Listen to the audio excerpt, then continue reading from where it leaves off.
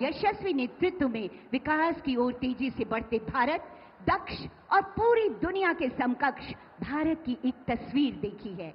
इसी कड़ी में बिहार के विकास को नई गति प्रदान करता आज का ये ऐतिहासिक दिन, जब 7,200 करोड़ से अधिक की राशि की कई विकास परियोजनाओं की सौगात देने के लिए माननीय प्रधानमंत्री जी हमारे बीच स्वयं विराजमान हैं। विकास की पताका को हमेशा हमेशा ऊंचा करने वाले माननीय प्रधानमंत्री जी जब हमारे बीच विराजमान हैं, ऐसे में स्वागत संबोधन हेतु मैं विनम्र आग्रह करती हूं उप मुख्यमंत्री बिहार आदरणीय श्री सम्राट चौधरी सर से।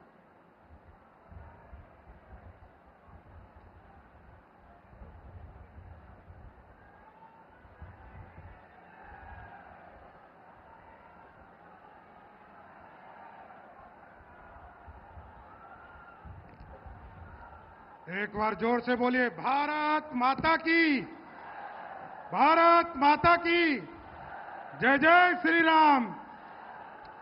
आज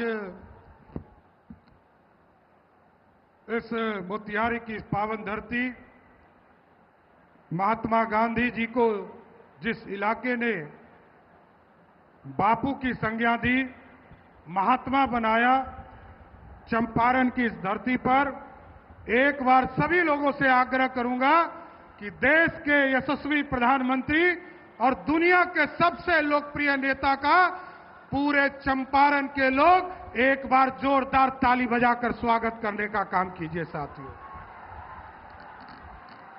इस मंच पर उपस्थित हमारे लोकप्रिय बिहार के विकास पुरुष आदरणीय मुख्यमंत्री श्री नीतीश कुमार जी, आदरणीय महामहिम राज्यपाल महोदय, सभी माननीय मंत्रीगण और इस मंच पर उपस्थित तमाम नेतागण और इस मंच के सामने उपस्थित तमाम भाइयों, बुजुर्गों, नौजवान साथियों, छोटे छोटे बच्चों, माताएं, बहनों, आज देश के यशस्वी प्रधानमंत्री जी लगातार 2014 से लेकर अभी तक 53वीं बार बिहार की यात्रा पर आए हैं। साथियों, और सबसे बड़ी गौरवशाली इतिहास यह है कि जब भी प्रधानमंत्री जी बिहार आते हैं तो बिहार को एक बड़ी सौगात देने का काम करते हैं।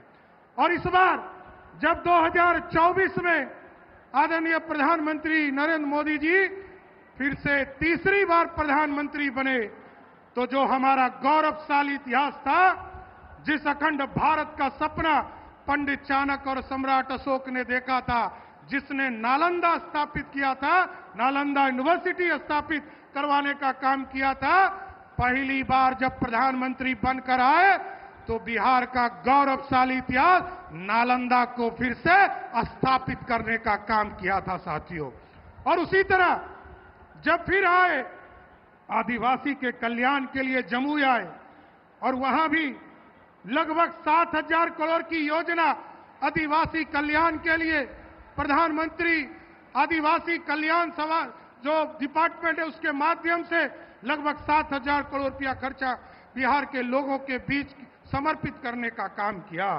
और उसके बाद दरभंगा आए। साथ कई लोग पूछते हैं कि मोदी जी आते हैं बिहार को क्या क्या देते हैं। मैं उनको सिर्फ बताना चाहता हूं कि नरेंद्र मोदी जी 2014 में आए और 2025 तक आप इस बिहार को, आपको जानकर आश्चर्य होगा, जहां यूपीए की सरकार में मात्र 1,92,000 करोड़ रुपया बिहार को प्राप्त हुआ था, नरेंद्र मोदी जी के नेतृत्व में आज 11 साल में लगभग 14 लाख करोड़ रुपया बिहार के विकास के लिए देने का काम किया। साथ और जब भी आते हैं, मैं तो बार बार कहता हूं कि नरेंद्र मोदी जी का नेतृत्व ऐसा सक्षम नेतृत्व है, जब भी हम लोग दिल्ली जाते हैं कि हम लोग जाते हैं कि किसी तरह बिहार का बजट हमको बढ़ाने का मौका दीजिए, और हम लोग झोला लेकर जाते हैं और नरेंद्र मोदी की सरकार बिहार के विकास के लिए झोला नहीं, बोरा देकर, बोरा में पैसा भरकर बिहार भेजने का काम करती। इसलिए साथियों, जब भी आए, आपने देखा दरभंगा में लगभग 12,000 करोड़ की योजना का शुरुआत इन्होंने किया। दरभंगा एक ऐसा बिहार का जगह है जहां इस प्रदेश में दूसरा एम्स खोलने का काम किया। इसके बाद जब भागलपुर आए साथियों, इस देश के 11 करोड़ किसानों को किसान सम्मान निधि के माध्यम से सभी के खाते में 2,000 रुपया, जो प्रत्येक साल 6,000 रुपया देने का काम किया जाता। इसके साथ लगभग 10,000 एफपीओ बनाने का काम भी हम लोग की सरकार ने किया। इसके बाद जब फिर मधुबनी आए साथियों, बिहार गरीब राज्य है और गरीब राज्य में गरीबी के चलते लोग पक्के मकान नहीं बना पाते थे। नरेंद्र मोदी जी के 11 साल में आपको जानकर आश्चर्य होगा कि नरेंद्र मोदी जी ने पूरे 11 साल में बिहार जैसे गरीब राज्य को सिर्फ प्रधानमंत्री आवास योजना बनाने के लिए लगभग 60 लाख घर देने का काम किया। सिर्फ 60 लाख घर के लोग यदि मोदी जी को वोट देंगे तो 2 करोड़ लोग वोट नरेंद्र मोदी जी और नीतीश कुमार के नेतृत्व में देंगे। साथ ये ऐसा बढ़ता हुआ बिहार आदरणीय प्रधानमंत्री के नेतृत्व में हो रहा। उसके बाद जब वो विक्रमगंज आए तो पावर के सेक्टर में लगभग 50,000 करोड़ का बिहार में इन्वेस्टमेंट किया गया। रेलवे के स्ट्रक्चर में, चाहे वो 4 लेन का काम हो, उसको आगे बढ़ाने का काम किया गया। उसके बाद जब सारण आए साथियों, लगभग 6,000 करोड़ रुपया आदरणीय प्रधानमंत्री जी ने सारण की धरती से, सिवान की धरती से बिहार को देने का काम किया। और आज मैं गर्व से कहता हूं कि आज चंपारण की पावन धरती पर आए हैं तो लगभग 7,000 करोड़ से अधिक आज देने वाले हैं, आज बिहार को समर्पित करने वाले। इसलिए साथियों, मैं आदरणीय प्रधानमंत्री जी का, आदरणीय मुख्यमंत्री जी का विशेष तौर पर स्वागत करते हुए अपनी बातों को विराम दूंगा। लेकिन एक बार जोरदार नारा के साथ जरूर कहूंगा, क्योंकि इनकी प्रेरणा से आदरणीय प्रधानमंत्री जी ने इस देश में राम मंदिर का सपना पूरा होने के लिए एक संकल्प लिया था और उसको भी स्थापित करने का काम किया।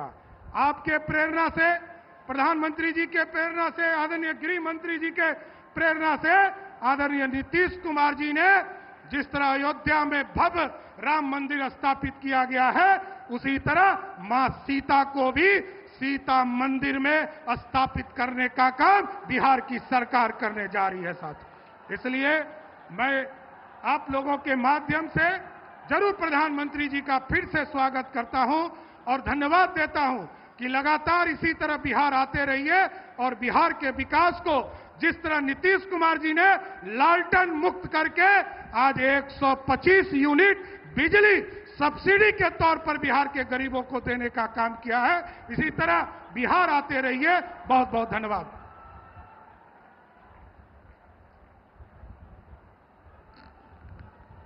आपके स्वागत संबोधन के लिए बहुत बहुत आभार व्यक्त करती हूं उप मुख्यमंत्री महोदय। और अब विचारों की श्रृंखला को आगे बढ़ाते हैं। बिहार के समग्र विकास की बेहद शानदार और ईमानदार कोशिशों में लगे रहने वाले माननीय मुख्यमंत्री श्री नीतीश कुमार जी से अब मैं विनम्र आग्रह करती हूं आपके उद्बोधन हेतु महोदय। माननीय मुख्यमंत्री जी।